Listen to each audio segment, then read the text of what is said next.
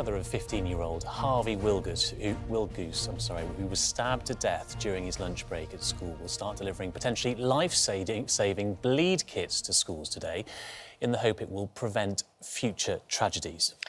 The kits are capable of stopping catastrophic blood loss, and Caroline Willgoose is pushing for them to be available in all secondary schools. Well, Caroline joins us from Hindhouse School in Sheffield this morning, and also joining us in the studio is Dr. Emeka Okorocha, who's going to demonstrate how these kits can be used in emergencies. Very good morning to you. Good morning. Caroline's pushing for bleed kits to be in schools. It's really come to something, hasn't it, that we need something like this. Definitely. Job that you would normally do. You're a doctor in accident and emergency. I've been. So before we speak to Caroline about how I know this is her purpose now to keep her going, tell us how a bleed kit works, Dr. Emeka. Well, first of all, it's really, really unfortunate, and my condolences go out to Caroline and all the families who've lost people, especially to stab wounds and stab victims. But the main effort is to stop the bleeding as quickly as possible.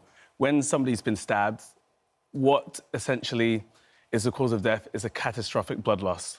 And so what we want to do is assess the site of bleeding as safely as possible and stop it where we can. Now, we have on standby one of our floor managers, Jack, who is going to sort of help you demonstrate.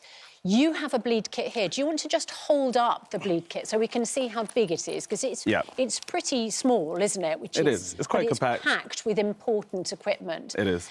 So, we're going to imagine an event where Jack might have received a wound to his arm. So tell us, Dr. Emeka, what a teacher or another pupil would be able to do. So it's fairly straightforward. And this could be a wound, unfortunately a stab wound, or a road collision, any kind of injury. Right. And the main thing is, what you want to do is call for help. That's yourself or someone else. Call 999 immediately, call for help. You want to assess that it's safe for you to actually go there, because if you get injured as well, that's 2 people injured.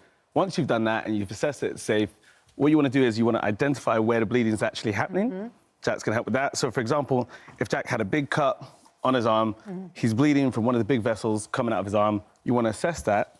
You want to get your bleeding kit as soon as possible. In your bleeding kit, you're going to have some scissors, some gloves. This is if you need to cut out any clothing. Once you've done that, you want to get your tourniquet on as quickly as possible. Now, this is the important bit of kit, isn't it? Because I imagine a lot of people might feel nervous about how to deal with a tourniquet. So, Dr. Emeka, how do you use it? It's very straightforward. So the tourniquet will have a release. On the release, you can open it, put it above where the bleeding is happening, press the release, and tighten. OK. What this is going to do is constrict the blood vessels and sort of reduce the blood loss coming out of poor Jack's arm. If you need to then, you can also use this pen here and tighten further. And usually you're actually going to see some of the blood actually stopping bleeding, especially if it's gushing, which arteries unfortunately can do, and that's when people panic. And how far above the wound would you put the tourniquet? You want to put it at least 2 or 3 centimetres as far as you go above the wound. This will make sure the wound's clear for when you put your gauze on. And Dr. Emeka, how much does that help the paramedics when they get to the scene? Significantly, because a lot of the job's already done. In terms of they're going to put something a little bit more definitive on there, but a lot of the job's already done helping poor Jack here. So once you've done that, you're going to find what we call hemostatic gauze here, and you're going to place the gauze in and on the wound, moving any excessive blood, and you want to apply good pressure for at least 3 minutes. OK. All right, good advice, Dr. Emeka, thank you. I mean, what I find terrifying about all of this is we're trained to use these in war zones as journalists when we go on a conflict, and yet we're talking about using them in schools. I mean, it makes perfect sense, and I hope we can go back to Caroline now, who hopefully can hear us. Caroline, good morning to you. I'm sorry that we couldn't get the sound working where you are, but just tell us how important getting these kits into schools is in the wake of what happened to your lovely son. Well, we don't know whether this would have saved him if there was one in place, but I just think this day and age, they should be in every single school. So that's what we're doing. We're going to get them into all South Yorkshire schools, starting with 15 today and another 15 next month.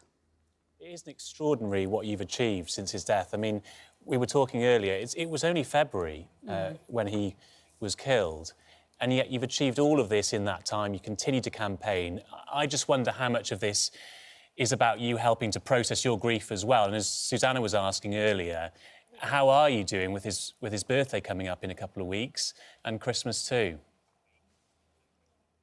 Not good at all, but we're just keeping busy, and for our Harvey's legacy, he's going to make school safer, and that's what's pushing me through.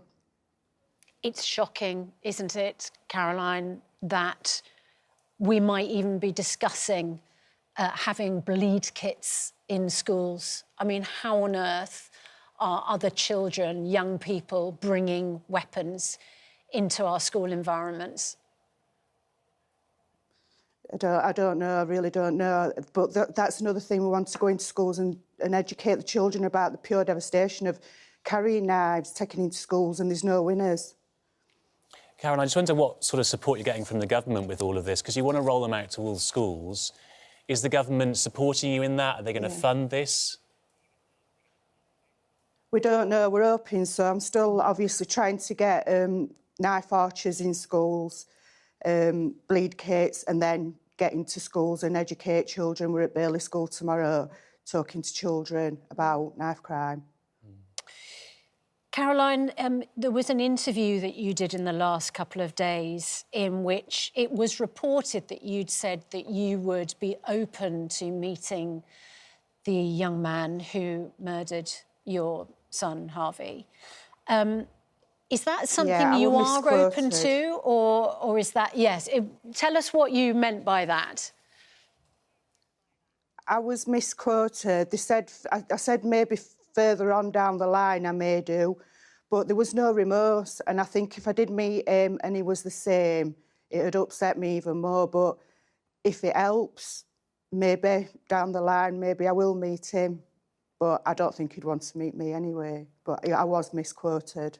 That's interesting. So your point is, it is something further down the line, but you have to see remorse, and you feel that you have not seen that. Yeah.